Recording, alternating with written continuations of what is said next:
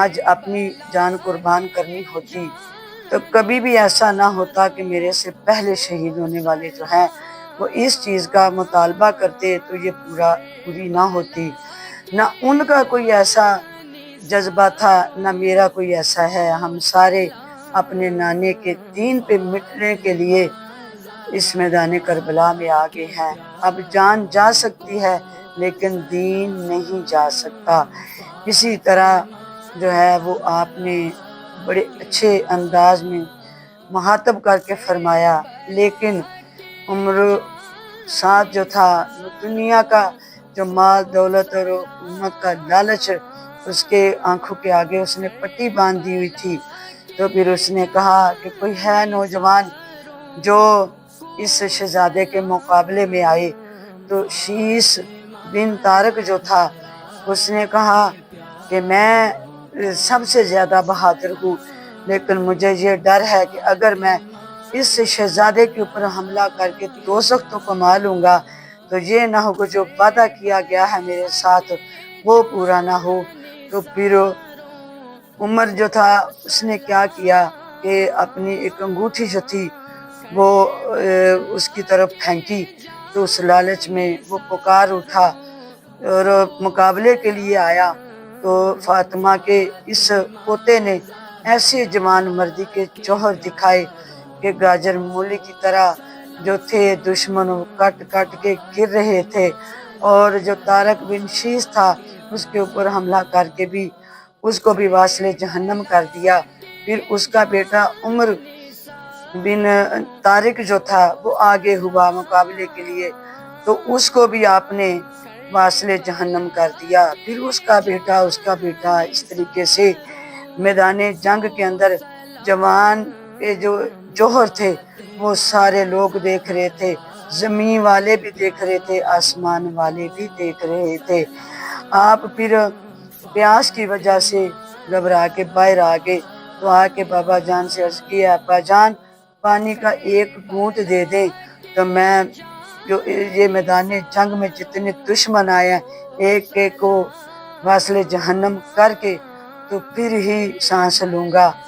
حضرت امام علی مقام نے فرمایا کہ اے بیٹے اگر پانی ہوتا تو یہ جتنے تمہارے پھپھو کے بیٹے اور جو بھی جوان چلے گئے ہیں وہ کبھی بھی اس طرح جام شہادت نوش جو ہے وہ نوش نہ فرماتے۔ اے میرے بیٹا آج پانی نہیں، ہاں آپ نے اپنی زبان مبارک باہر نکالی، فرمایا اے میرے بیٹے علی اکبر اس کو چوس لو۔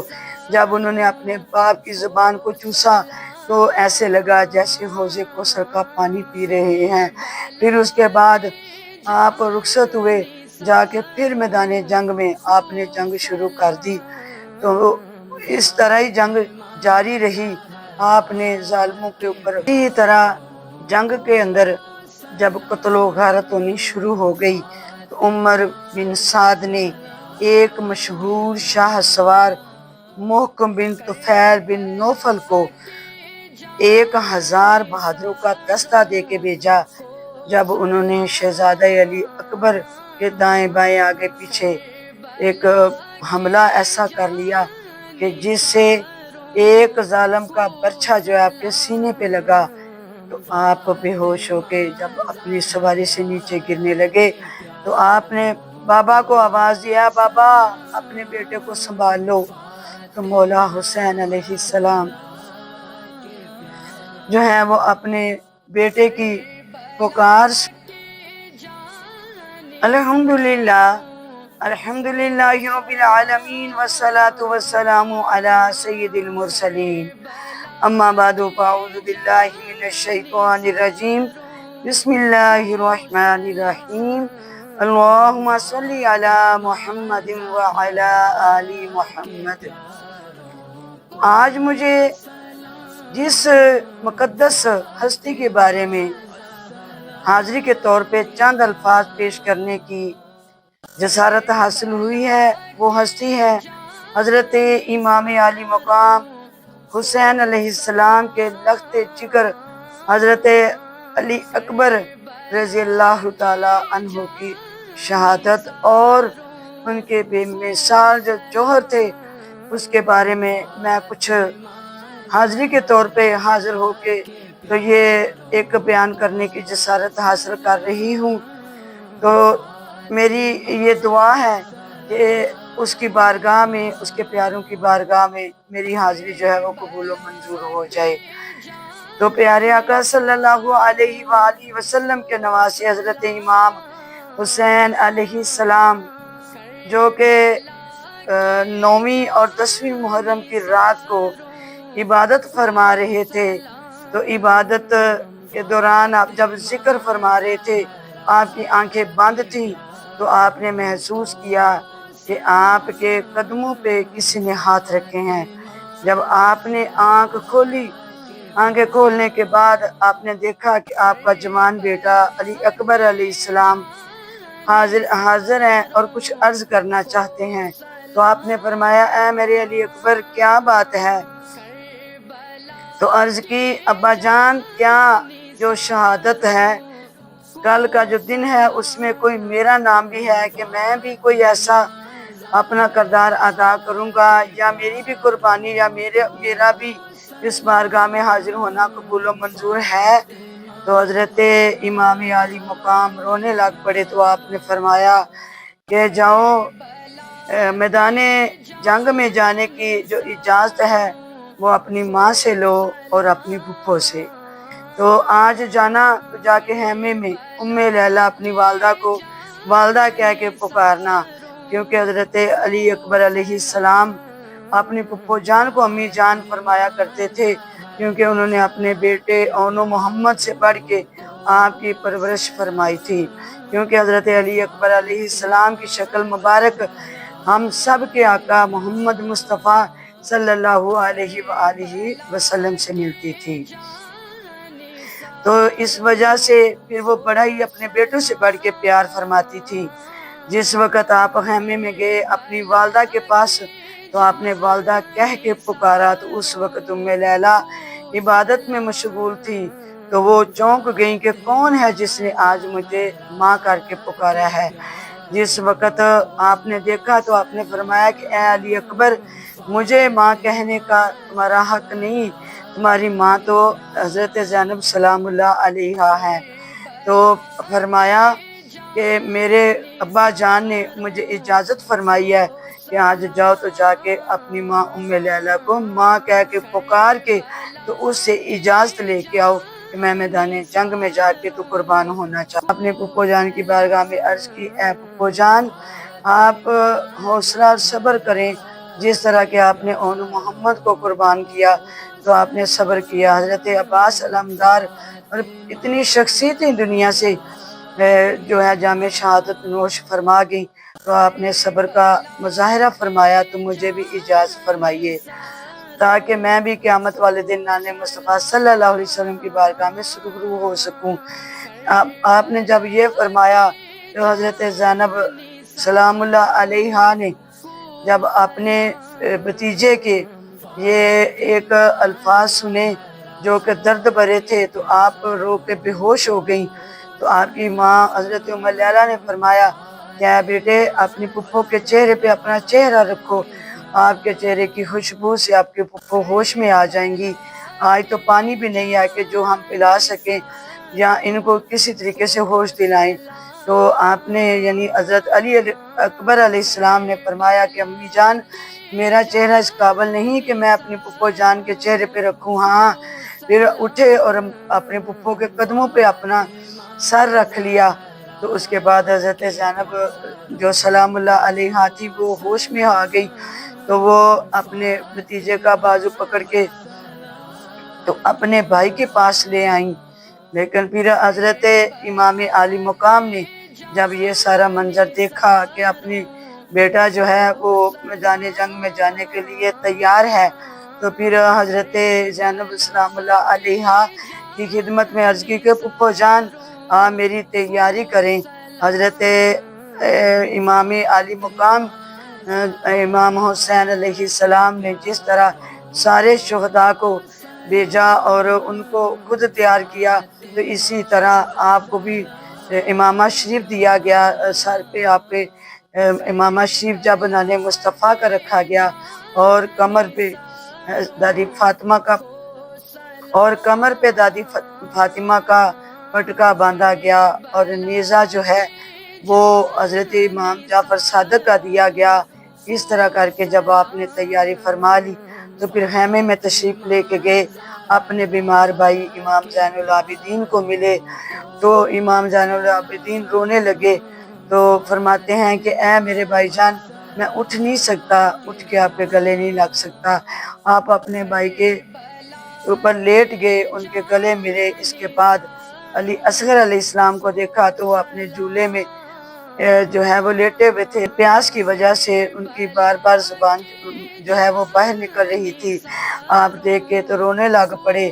پھر اس کے بعد آپ جب تیار ہو کے تو اپنے گھوڑے پہ سوار ہونے لگے، جب بی بی سکینہ باہر آئیں تو اپنے بھائی کے گھوڑے کے آگے دونوں ہاتھ پھیلا کے کھڑی ہو گئی، تو حضرت علی اکبر علیہ السلام نے فرمایا کہ اے میری بہن سکینہ، کیا ہوا؟ میرا راستہ کیوں روک رہی ہو؟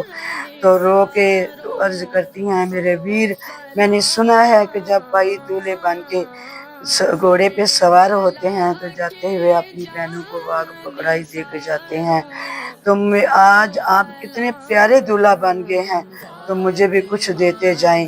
تو پھر امام عالی مقام حضرت علی اکبر علیہ السلام نے پکڑ لگام گھوڑے دی بی بی رو رو دیوے دہائی، پکڑ لگام گھوڑے دی بی بی رو رو دے دہائی، میں واری میں صدقے ویرن دے جا واگ پڑھائی۔ علی اکبر علیہ السلام کی آنکھوں سے آنسو جاری ہو گئے، تو آپ نے فرمایا کہ اے میری ہمشیر، اس بیابان میں کون سی واگ پکڑائی دوں؟ نہ تو میرے پاس دنیا کا مال ہے، نہ پانی، کچھ بھی تو نہیں۔ پھر آپ نے فرمایا کہ اے میری ہمشیر، اپنا دامن آگے کرو۔ جب انہوں نے دامن آگے کیا تو پھر آپ نے رو کے 2 آنسو اپنی بہن کی گود میں ڈال دیے۔ اس کے بعد آپ ابھی اپنے گھوڑے کو مطلب چلنے کے لیے نہیں فرمایا، کچھ سوچ رہے ہیں، تو حضرت امام علی مقام نے فرمایا کہ اے علی اکبر، کیا بات ہے؟ تو مولا حسین علیہ السلام نے فرمایا کہ اے علی اکبر، آپ کیوں میدان جنگ میں نہیں جا رہے؟ تو آپ نے رو کے عرض کی، بابا جان، جب میں مدینے سے نکلا تھا، ہم جب سفر کرنے کے لیے آ رہے تھے تو میں اپنی بہن سغرا جو مدینے شریف رہ گئی تھی ان کے ساتھ وعدہ کر کے آیا تھا، اے میری بہن، 1 مہینے کے بعد تمہیں آ کے لے جاؤں گا، تمہارا پتہ کر لوں گا، تمہیں ملنے آؤں گا، لیکن میں وعدہ پورا کر نہیں سکا۔ ابا جان، جاتے جاتے مجھے اپنی بہن کی ایک صورت تو دکھا دے کہ میری بہن اس وقت مدینے شریف میں کیا کر رہی ہے۔ مولا حسین علیہ السلام نے اپنی دونوں انگلیوں کے درمیان سے فاصلہ کر کے فرمایا، میرا بیٹا ادھر دیکھو۔ جب آپ نے غور کیا تو بہن سغرا کو دیکھا، وہ مدینے کے گلیوں میں رو رہی تھی۔ آپ یہ منظر دیکھے رو پڑے۔ تو پھر اس کے بعد جب دشمن نے آپ کو للکارا تو آپ میدان جنگ کی طرف چلے، تو پھر ایک کوہرام مچ گیا تھا۔ آخر جنگ نو ٹر پیا علی اکبر، اگے تقدیر دے نہ کوئی تدبیر چلی، کمر شاہ حسین دی خم ہو گئی، جدوں صورت بدر منیر چلی، نکل خیمیوں ودا کرن دی خاطر، نکل خیمیوں ودا کرن خاطر، نال او دے ہمشیر چلی، سارے خیمیاں وچ پکار پہ گئی، لوگوں مصطفیٰ دی تصویر چلی۔ پھر خیموں کے چاروں طرف سے یہ آوازیں آنے لگیں، شبیہ مصطفیٰ تیرا علی اکبر جواں بیٹا، شبیہ مصطفیٰ تیرا علی اکبر جواں بیٹا، 18 سال کا نوخیز حیدر کا نشاں بیٹا، چلا میدان میں نانے کی شہریت کو بچانے کو، اور اپنے خون سے وہ ایک چراغ حق جلانے کو۔ کہا حوروں نے، دیکھو شاہ کے یہ دل کا پارا ہے، فرشتوں نے کہا بس یہ تو قرآن کا سپارہ ہے۔ ابھی یہ دردناک منظر ختم ہی ہوا تھا کہ یزید کی طرف سے آواز آئی، حسین موت سے ڈر گئے ہو۔ پھر ہاشمی شہزادے کی صدائے جو نعرہ تکبیر ہے اس سے فضا گونج اٹھی، چہرے کی تجلی سے میدان کربلا چمک اٹھا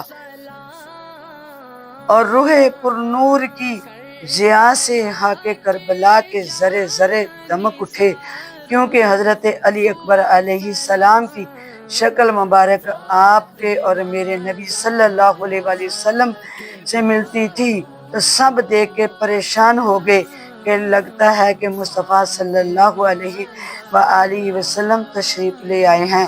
پھر اس میں سے ایک بولا، نہیں، یہ مولا حسین علیہ السلام کا بیٹا علی اکبر ہے۔ پھر یہ ہاشمی جوان یزید کے لشکر کے سامنے بڑے ہی جاؤ جلال کے ساتھ ڈٹ گئے اور فرمایا، علی اکبر ہے۔ پھر یہ ہاشمی شہزادہ لشکر کے سامنے ہو کے جاؤ جلال کے ساتھ ڈٹ گئے تو فرمایا، علی اکبر ہے، میرا نام دادا مرتضیٰ میرا، علی لجپال کا بیٹا ہوں، نانا مصطفیٰ میرا، شبیہ مصطفیٰ کہتے ہیں مجھ کو سب جہاں والے، زمین والے، فلک والے، مکان و لا مکان والے۔ پھر آپ نے جب یہ اپنی بہادری کے جوہر دکھانے کے لیے یہ سارا اپنا خطبہ پڑھا تو آپ نے فرمایا کہ اے عمرو سعد، بہتر تیرے لیے یہی ہوگا کہ تو دنیا کو چھوڑ کے، دنیا کی مال و دولت، سونے چاندی کو، جاؤ جلال کو چھوڑ کے تو میرے نانے کے دین میں خالص ہو کے آ جا تاکہ تجھے جہنم کی آگ سے بچا لیا جائے۔ لیکن اس نے کہا کہ اے ہاشمی شہزادے، تیری جوانی بڑی خوبصورت ہے، میرا نہیں دل کرتا کہ تیرے اوپر کوئی کسی قسم کا ہماری طرف سے ظلم ہو، تو بہتر ہے کہ تم بیعت کر لو تاکہ تمہیں پانی بھی مل جائے، دنیا کے جتنی دولتیں ہیں، مال ہے، سب مل جائے گا۔ ہاشمی شہزادے نے پکار کر فرمایا کہ اگر میں نے سن کے تو آپ جب دوڑے تو اس وقت پھر کیا تھا کہ ظالموں نے آپ کے بیٹے کی لاش کے اوپر گھوڑے دوڑانے شروع کیے ہوئے تھے۔ آپ نے للکارا تو ظالموں نے لاش کے اوپر سے گھوڑے پیچھے کر لیے۔ جب آپ نے بیٹے کی لاش کو اٹھایا تو وہ اٹھائی نہیں جا رہی تھی۔ آپ نے فرمایا، میرا بیٹا علی اکبر، میں اتنے جوانوں کی لاشیں جو ہیں وہ اٹھا کے تھک گیا ہوں، میں آپ کی لاش کو اٹھاتا ہوں تو یہ اٹھائی کیوں نہیں جاتی؟ تو بیٹے کی لاش سے آواز آئی کہ ابا جان ٹھہر جائیے، میری لاش کو اٹھانے آپ کے نانا مصطفیٰ اور میرے دادا تشریف لے کے آ رہے ہیں۔ اس کے بعد جب آپ اپنے بیٹے کی لاش کو لے کے خیمے میں آئے، پھپھو زینب دیکھ کے بے ہوش ہو گئیں، ماں بے ہوش ہو گئی، سارے خیمے والے رو رو کے تو چیخو پکار کر رہے تھے۔ تو پھر آپ کا حضرت علی اکبر علیہ السلام کا سر مبارک لے کے پھپھو نے گود میں رکھا تو چہرے کے اوپر سے مٹی کو صاف کر رہی ہیں تو فرماتی ہیں، وفادار بھتیجیا بولتے سہی کہ چم لواں زلف زنجیر تیری، مینوں اپنے پتر نے یاد رہنے، اکبر بھلنی نہیں تصویر تیری، وما علینا الا البلاغ المبین۔